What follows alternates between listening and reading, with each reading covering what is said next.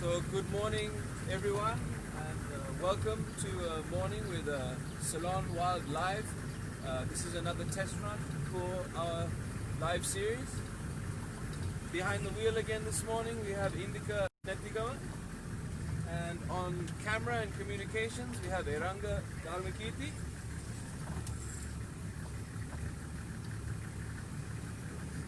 Time now is just gone 6 a.m. in the morning. It's 27 degrees, and our intentions this morning is to go out and have a little bit of an adventure, see what interesting things we can find to show you. This is a test run with invitees broadcast, so for those of you who have tuned in this morning, please share your feedback with us. Let us know if there's any technical difficulties. We would greatly appreciate anything that you can tell us to help us do better. So the plan this morning is we are doing a short drive in the western sector of the wilderness buffer zone jungles, just west of the Katagambwa Sanctuary in Yala Zone 1. We're going to start this drive by heading in an easterly direction, heading towards the sanctuary buffer area. And then we're going to take a few turns north-northeast, and as we approach the fence line we're going to turn south, head towards the mountain before doubling back west and heading back towards the camp. So before further ado, let's begin our morning live drive.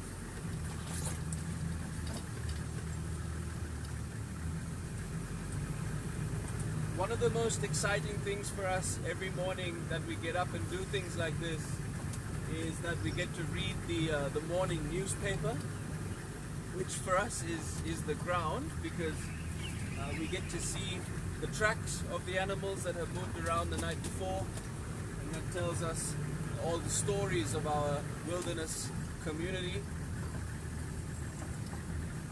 So if we do come across anything interesting that we would like to show you, we surely will. The blue-faced malkoha already. The blue-faced malkoha unfortunately flew away because, well, that's what they do. It's just one of those birds that you can never seem to really get a good angle on. They spend a lot of time in the thicket, hence the reason after all of my years in the jungle I'm yet to get a decent photograph of one. Now, just as we were starting up this morning, we had some alarm calls of a samba just south of our position. That would normally indicate the presence of a predator. They would alarm call normally for leopard. It's just nice to know that there is leopard in the area. We did have tracks of that big male yesterday, just actually further up this road, but that male had moved further south yesterday towards the mountain.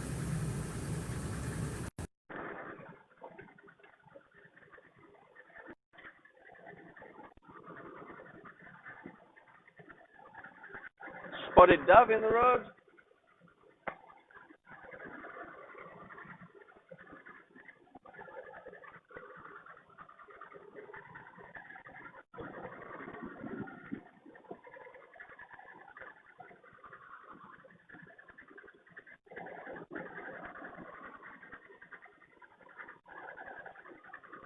Such a beautiful hour to be up and about in the bush. Not too warm yet.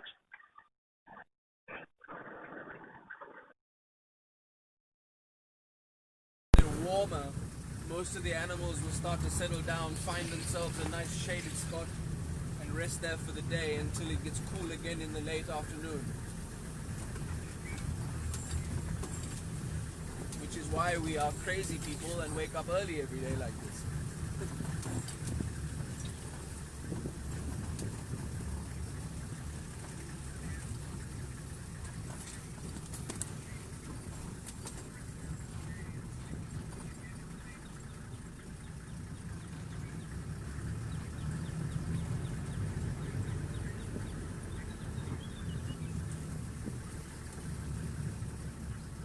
always have to check on these little small rocky little outcrops as well.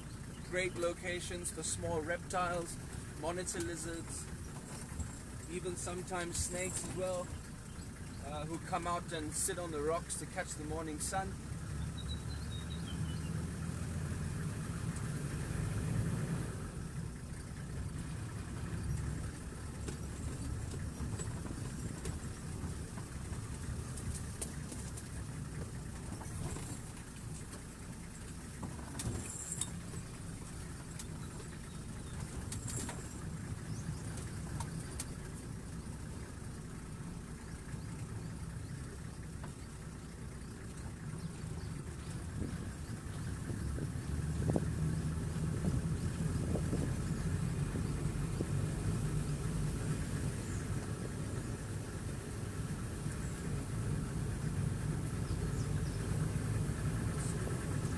Some civet scat in the road,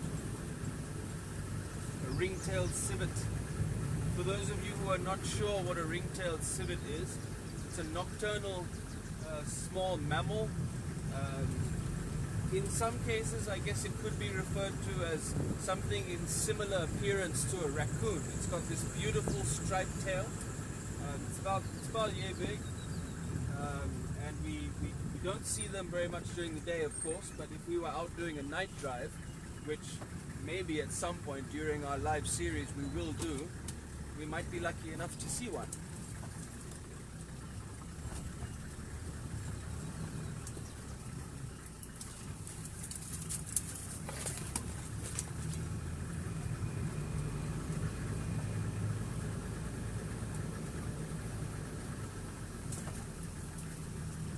Last night also at the camp we did hear one of the elephants had been around as well. It'll be nice to see if we can pick up any sort of tracks and see what direction that elephant was headed.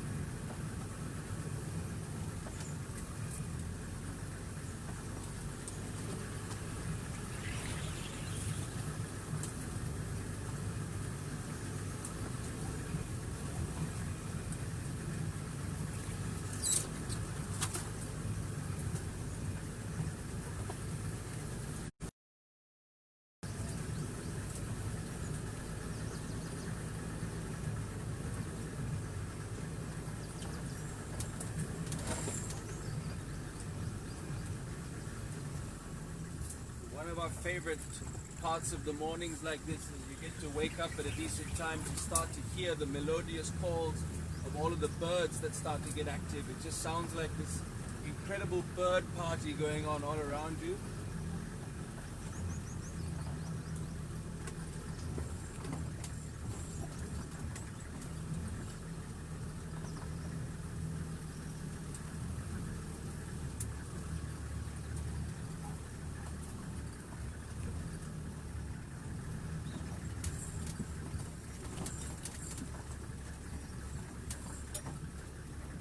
So from here I think we're going to head towards the southern section, sort of head south, southeast, head towards the Katagamur boundaries.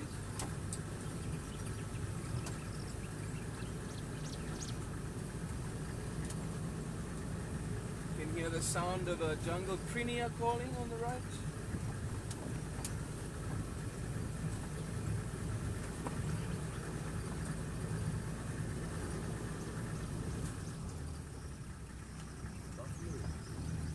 Buffalo tracks.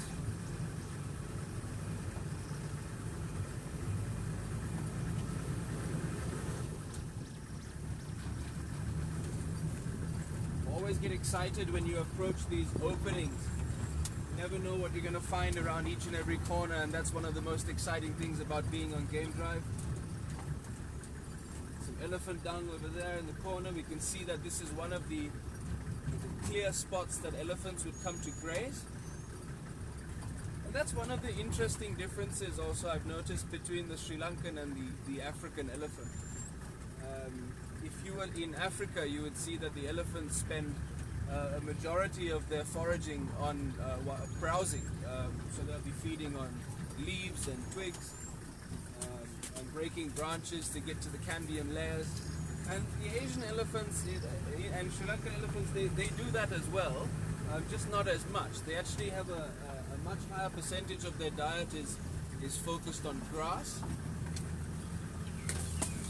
So they come to those open patches, and you sometimes see them just using their feet, just push the grass forward and collect it into a bundle before they use their trunk to rip it up and then swallow the whole bundle of grass.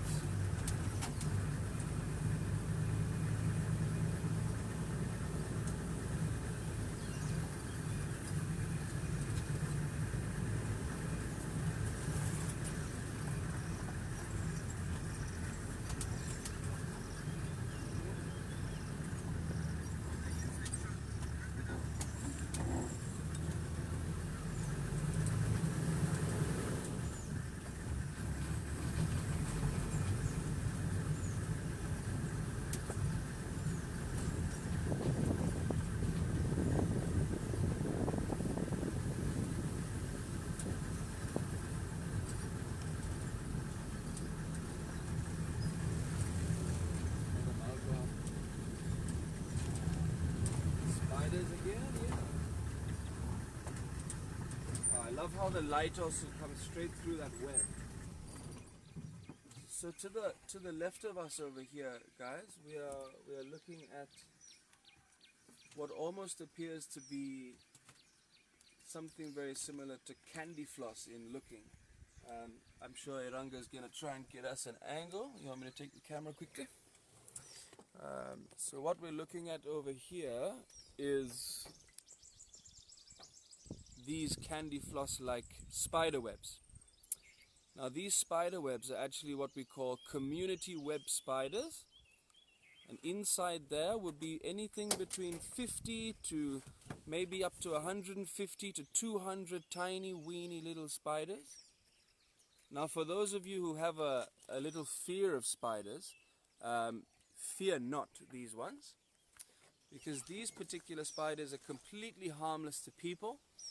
Obviously we are not going to break this open to show you them because we don't want to disturb them, but just a few interesting things about them.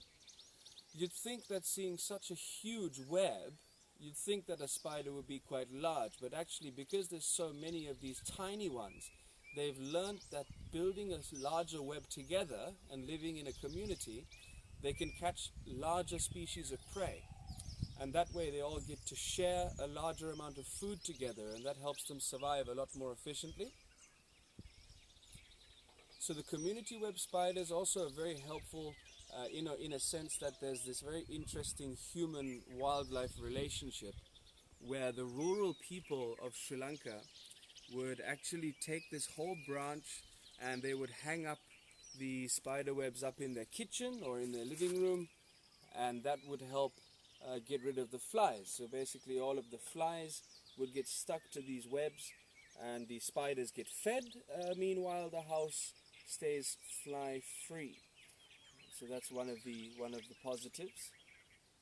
Nice little mutualistic relationship there between human and spider.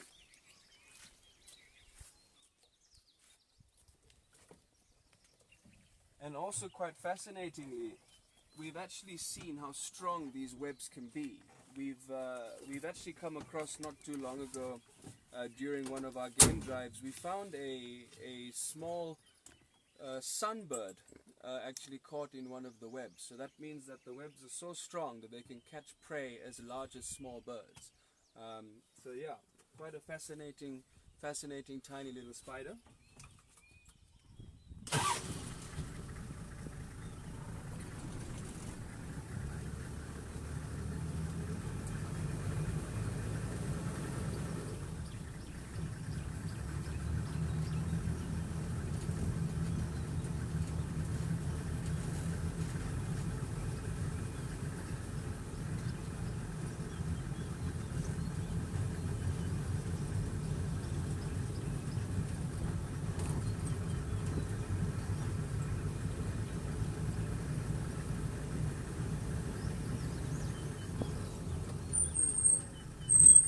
jungle fowl, yes. He's just creeping away through the bushes though there. Quite deep in the thicket. I'm not sure if we're going to be able to get an angle on it. Hopefully we'll be able to find another one. For those of you who are not too sure what a jungle fowl is, it is the national bird of Sri Lanka. It's a beautiful, almost rooster looking type bird. It's a ground dwelling bird. The reason why it's the national bird is because the colors are the colors that match the Sri Lankan flag. We do see them quite frequently, but because they tend to run off quite quickly and head towards the thicket for cover, as one would if you were a rooster looking type animal out here in the wilderness, I think we would also be running for cover quite regularly. Okay, so here we've approached the Katagamua boundary fence. So this is the fence to the Katagamua Sanctuary and Yala Zone 1. We're going to head south towards the mountain for a little while, and then from that point onwards we'll head west back towards the camp area.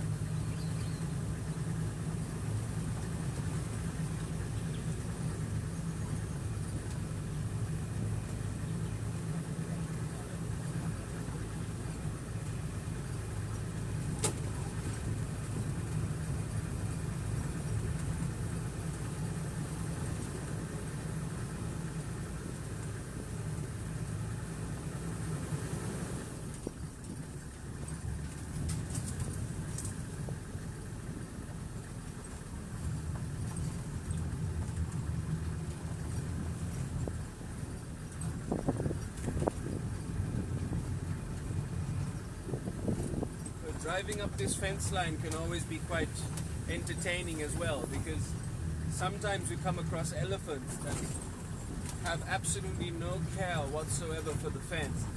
So we actually just watch them step over them. Sometimes you see them kick the fence over by the post and cross over. And the reason why they're doing this is because they move to and from water sources, and obviously to an animal that weighs between 3.5 to 4 tons, a fence like that is not stopping it. The main purpose and the main advantages of having this fence is that it demarcates the legal boundary between the buffer zone jungles and the national park. And that's obviously mainly based on the human boundary factor.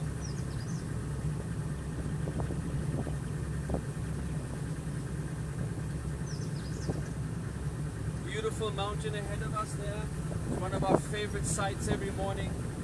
It's got this beautiful rocky outcrop on top of it, which is a fantastic location for looking for the sloth bear.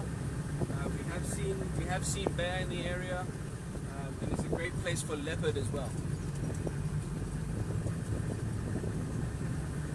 There is actually one bear that we've actually had on the camera trap, which is set up on the road to our camp.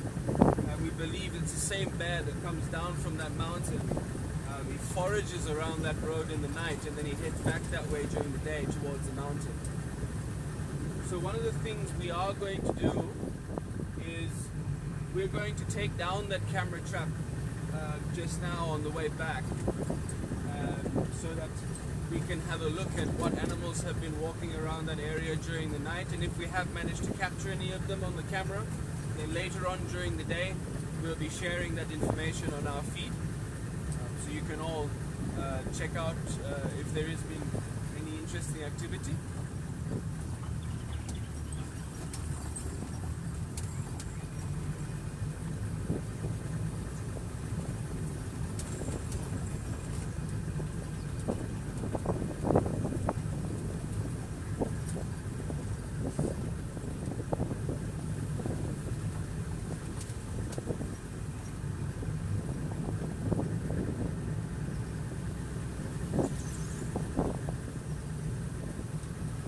Looks beautiful as the morning sun hits it.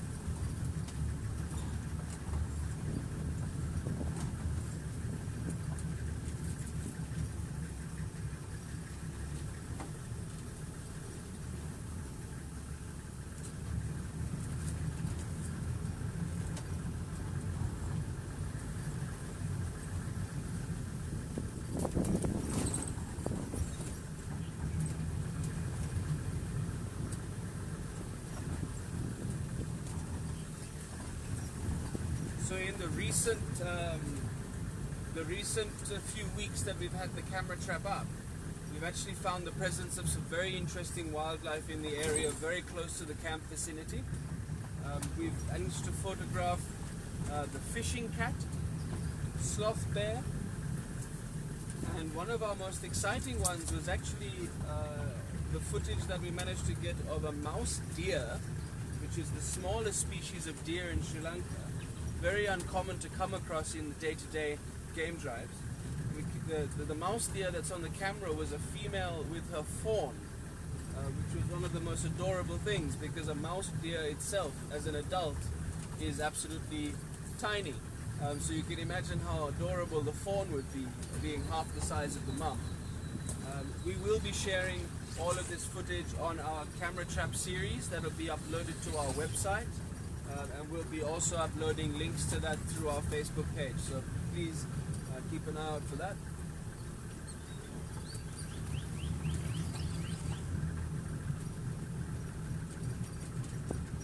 Some buffalo down. Okay, so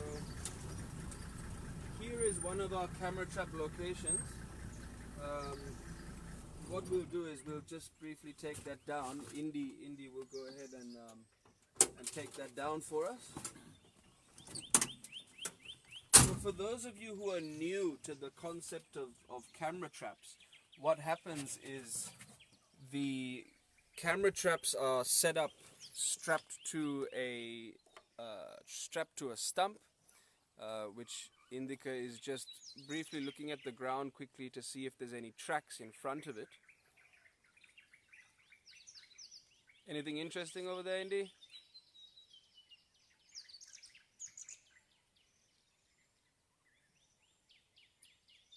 Looks like you've got some porcupine tracks there, actually.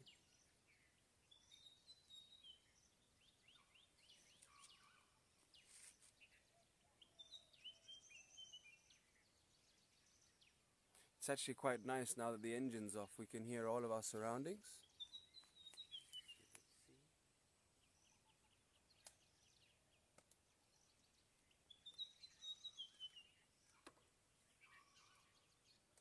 You can hear the calls of a white-browed fantail flycatcher calling there in the back as well.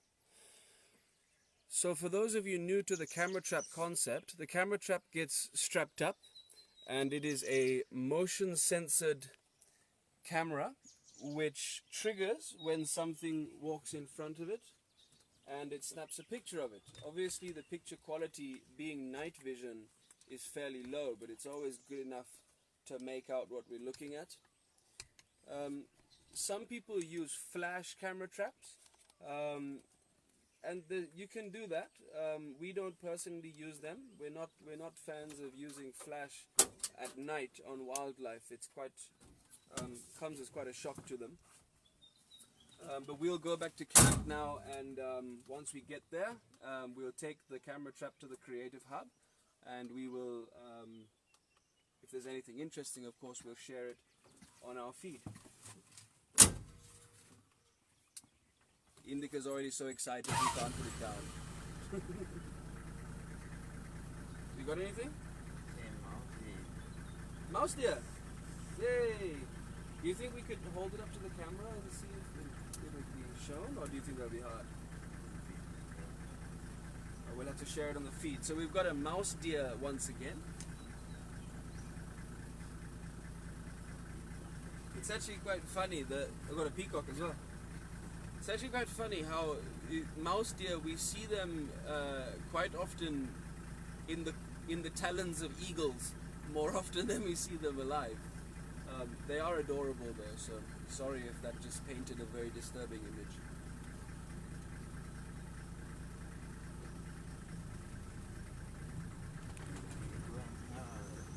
Morning coffee. Yep, definitely have a morning coffee. To everyone who has joined us on this broadcast, I'm sure you've already been enjoying your coffee while watching us. If you haven't, you should be.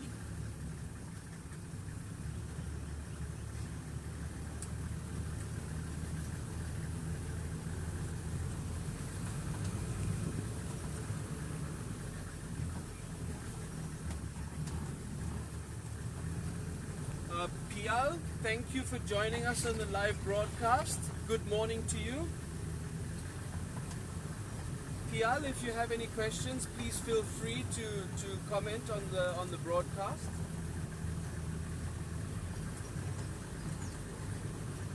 I'm sure you would agree, Pial, there's absolutely no better way to start a day than being on a morning game drive. Thank you once again for joining the Ceylon Wild live broadcast.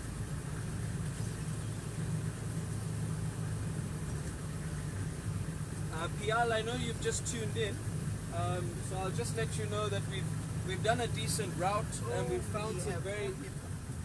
Sorry, Indy's excited because we've got porcupine on the camera trap. Pial wants to know where we are going. Pial, we are just actually coming towards the end of our live stream this morning, unfortunately. But what we did was we started up at camp and we did a loop around the buffalo. See, it's early morning. Around the buffer zone jungles in the western area, just west of the Katigamua Sanctuary in Yala Zone 1. So we've done a loop that took us from the camp. We headed eastwards, and then we took a slight turn north-northeast and headed towards the Katigamua boundary. And from that point onwards, we headed south towards the mountain, and then we've doubled back west now, just heading back towards camp. During the drive, we've had quite a few pleasant experiences. Some beautiful sounds, beautiful sunrise. We came across some community web spiders, which we will very happily share that footage with you at the end of the broadcast. And we've come across the tracks of porcupine in front of the camera trap, and we were hoping that the camera trap actually has pictures on it, and it has more than just porcupine, so we're very happy about that.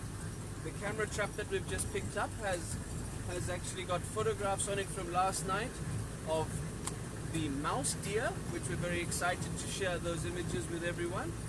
We've also got porcupine, which was expected considering the tracks were in front of it. It would have been very disappointing if it wasn't there. Peacock as well. But we're also looking forward to sharing with you the pictures of the fishing cat, the bear, and the other mouse deer pictures that we recently got with the fawn, all from the camera trap as well.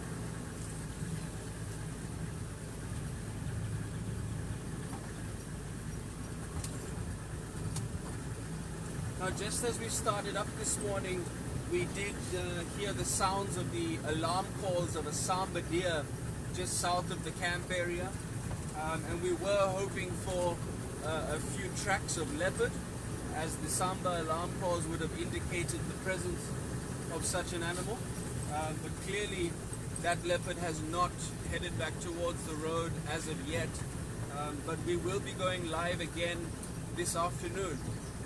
So maybe we catch some tracks of him then. Once again, to all of you who have joined us on our invitees test run broadcast for the Ceylon Wild Live series, thank you all so much for tuning in. We're just coming to the end of our morning drive now. So just to wrap up, I would also like to thank Indika for being behind the wheel and for his incredible spotting, his incredible driving skills. Would like to thank Eranga for his incredible work on camera and communications. And please, all of you, join us this afternoon for another live stream. Have a great day.